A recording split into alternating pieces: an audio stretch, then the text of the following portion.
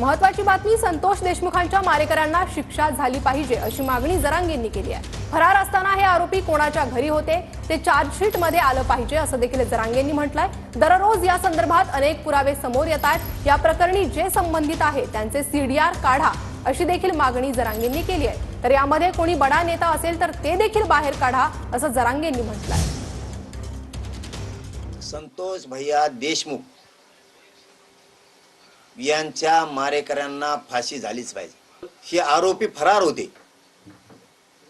त्यावेळेस कोणाच्या घरी गेले, कोणाला फोन केले हे चार्जशीट मध्ये आलं पाहिजे। बहुतेक हे येत नाही अशी शंका आहे, कारण बडा नेता कोण मान्य न्यायालयासमोर सांगितलेलं होतं त्यावेळेस की या आरोपींनी बड्या नेत्यांना फोन केला, त्या बड्या नेत्यांचं बाहेर नाव येत नाही।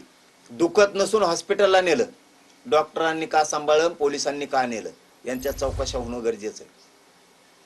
पाचवी गोष्ट, ज्यावेळेस आरोपी फरार होते